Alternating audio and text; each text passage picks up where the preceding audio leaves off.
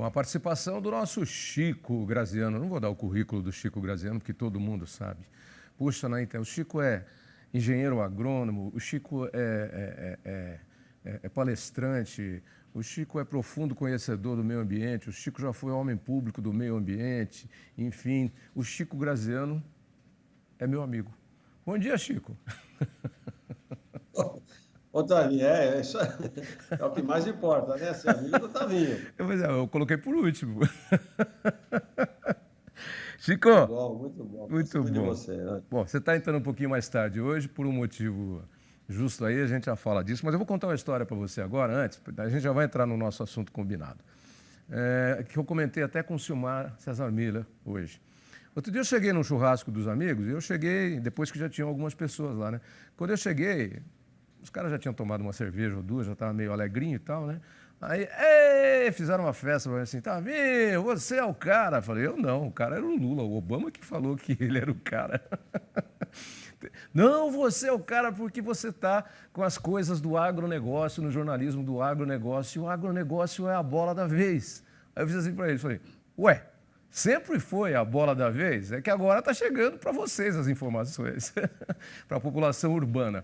E hoje, eu vi uma notícia muito legal no UOL, uma análise aí de uma agência especializada em indicar segmentos para o investidor de bolsa, falando exatamente das supervalorizações de algumas empresas produtoras de sementes, de carnes, do agronegócio, que eram... Eu até lembrei com o Silmar, eu já fiz muito evento aí para alguns bancos grandes de investimentos, de clubes de investimentos, e aí pouquíssimas corretoras tinham nas suas...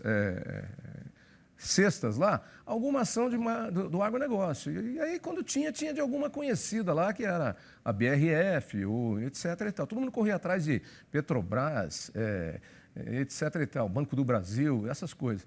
Hoje não, né? Hoje o negócio mudou e o agronegócio é a bola da vez, mais do que nunca, como sempre foi. Mas hoje voltado para investimentos, inclusive no segmento de bolsa, Chico. Isso é genial, não? Realmente comprova uma tendência, né, que nós estamos vendo ano após ano, pelo menos nos últimos 15 a 20 anos, de um processo de valorização de ativos relacionados ao mundo do agro. Ativos que são valorizados porque o retorno de investimentos, porque o mercado dos produtos agropecuários, alimentos especialmente, mas não só alimentos também, etanol, né, biodiesel, são gerados no mundo agro, são produtos comerciais cada vez mais valorizados no mercado. Então, realmente é isso que nós estamos assistindo. Agora, o que está faltando, e isto também é uma tendência, Tavinho, o Silmar deve ter falado com você, ou vocês devem ter conversado, é que grandes empresas no mundo do agronegócio ainda são empresas de capital fechado. Sim. Elas não têm ações na bolsa. Então, o que nós estamos percebendo é que essas empresas elas estão começando a se tornar empresas não mais limitadas, mas sim empresas de capital aberto, e isso vai com certeza trazer muito recurso, muito mais do que tem ainda, recurso do mercado financeiro, né, de investidores em ações, etc., à medida que essas empresas que eram empresas familiares, quer dizer, são até hoje porque tem capital fechado, mas são big empresas, elas vão abrir o capital e vão lançar ações na bolsa, né? É isso aí, Chico. O caminho é irreversível, não tem como voltar. Bom, mas vamos falar do nosso assunto combinado. Você está participando de uma live, porque tem a ver, inclusive, com isso que nós comentamos agora, porque o agro vai crescendo cada vez mais e abrindo novas fronteiras. Eu me lembro que, quando eu era pequeno, você falava de cultivo em São Paulo, no Paraná, Santa Catarina, Rio Grande do Sul. O Centro-Oeste era um monte de mato torto lá, que ninguém queria saber daquilo, né? O Nordeste era a caatinga e a falta de água, e não dava nada lá, a não ser palma e bode, caprino e ovino. A Amazônia era a selva, que ninguém conseguia entrar nem conquistar. Hoje você tem trabalhos com as populações ribeirinhas. O Centro-Oeste, graças à Embrapa, virou essa máquina produtora de grãos e criadora de gado que nós temos. Todos os outros estados que já eram tradicionais cresceram, evoluíram, aqueles que já tinham tradição. E hoje a gente vê o Nordeste surgindo como um novo polo do agronegócio. E você está participando de uma live, por isso que a gente atrasou a sua entrada, com produtores e pessoas e pesquisadores ligados. A gente tem trigo no Nordeste, a gente tem soja no Nordeste e a coisa não para de crescer, Chico. Conta um pouquinho para a gente. Pois é. Reuniões que tenho feito, visitei nos últimos 2 anos, fui 3 vezes ao Ceará, conhecer essa nova fronteira, né? E acho que nós temos que tratar a caatinga, que é o bioma do Nordeste, basicamente, tirando a zona da mata, que é o litoral ocupado com cana-de-açúcar e algumas outras lavouras, mas em geral, né, você tem uma zona de transição que já é caatinga e depois você tem o semiárido mesmo, né? Então, esse novo bioma, a região nordestina, o semiárido, está se tornando a nova fronteira do Brasil, exatamente como você colocou. A agricultura tradicional sempre foi no bioma da Mata Atlântica, depois, fruto do avanço da tecnologia, nós conseguimos conquistar o Cerrado, e aí então Mato Grosso, Goiás, Tocantins, todo o oeste da Bahia, Maranhão, agora a fronteira lá do Uruçuí, no Piauí, regiões que não produziam nada, não fosse bode, calango e sei lá o quê, né? Que ninguém acreditava que seriam um dia produtivas, hoje são regiões extraordinariamente produtivas graças ao avanço tecnológico. Então, feito isso, o que nós estamos vendo a próxima fronteira é o Nordeste. O que falta no Nordeste, ou qual é o grande problema do Nordeste que precisa ser resolvido? Água, né? Então, no Cerrado você tem uma zona, você tem um período durante 6 meses que chove, depois 6 meses, zero de água, as plantas são todas retorcidas. No Nordeste você tem secas muito periódicas, então a irrigação passa a ser fundamental, mas o desenvolvimento de variedades, a melhoria genética dessas variedades, processo de produção. Então, pega o caso do trigo.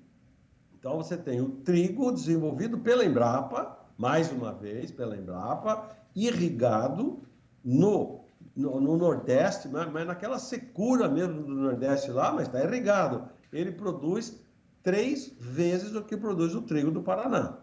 Então, ou seja, a irrigação é cara, né? Mas produz muito mais, é elevada a produtividade exatamente porque é uma região seca, mas você tem que botar água na raiz das plantas. Então, não há nada que a tecnologia não resolva, e o Nordeste vai ser dominado, não, porque o Nordeste já produz muito, mas com baixa tecnologia. Estou dizendo, no mundo da alta tecnologia está chegando no Nordeste brasileiro.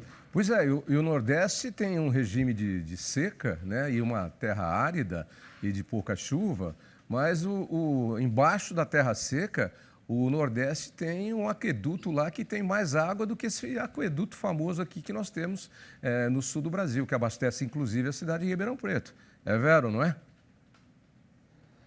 Eu não tenho certeza sobre os aquíferos que poderiam abastecer o Nordeste. São vários aquíferos, né? Você está provavelmente se referindo ao Guarani. O Guarani, eu acho que é o maior aquífero que o Brasil tem. Mas sempre teve um problema no Nordeste que você fura poço, por exemplo, para pegar água, sai água saloba. Sim, sim. O que você faz com a água saloba? A água saloba você não consegue irrigar as plantas porque ela saliniza o solo e com pouco tempo de cultivo não tem mais enraizamento das plantas. Mas hoje, dessalinizar água, você faz com facilidade. E aí você tem muita água no Nordeste, mas que é utilizada para abastecimento urbano, inclusive de Fortaleza, por exemplo, que é onde eu conheci mais de perto. Em determinados períodos agora de seca, a água vinha a 300 quilômetros do interior, lá do Castanhão, daqueles açudes enormes lá, para abastecer Fortaleza. E Fortaleza está na beira d'água, só que é água do mar. O mundo todo utiliza a água do mar, dessaliniza e bota para beber. Sim. Só o Brasil que não faz isso ainda. Então, se nós começarmos a aproveitar a água do mar, através de usinas dessalinizadoras, não é que vai sobrar água do Nordeste, mas vai poder utilizar melhor essa água para outras finalidades. Chico, em tempo esse seu comentário aí, muito bom. Outro dia eu recebi um vídeo falando exatamente o que é a caatinga e recebi de um amigo urbano que não tem um boi, não tem um pé de milho, não tem nada, mas ele sabe, a gente conversa longamente, às vezes se encontra e tal. E é esse vídeo aqui, eu vou tocar um pedacinho dele, tem 2 minutos e pouco, mas ó. O que é a caatinga?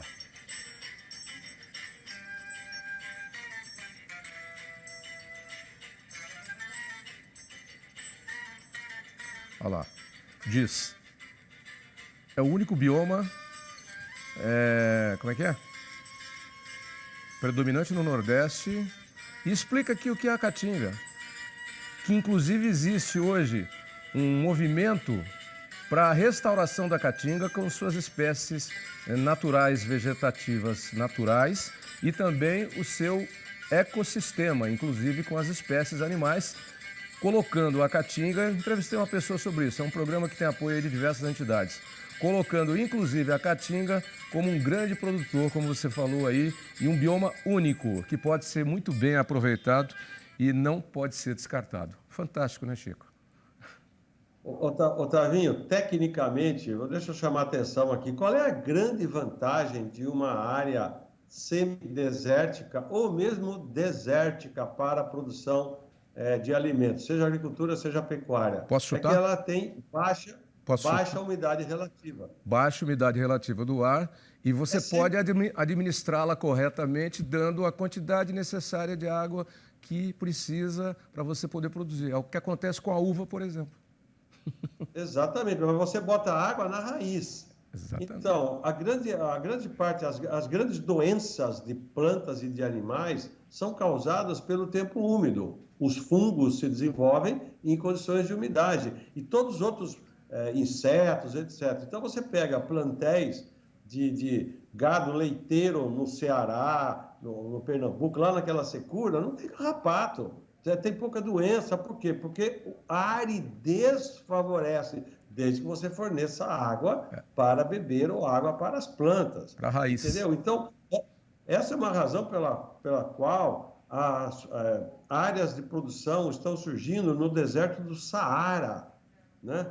Você tem muitas fazendas que estão utilizando a água do mar dessalinizada, estão utilizando energia solar para produzir de uma forma fantástica nos desertos da Austrália, nos desertos do Saara na África, para não falar dos desertos de Israel, da Jordânia e de tantos outros locais ali do Oriente Médio, que são áreas extremamente produtivas.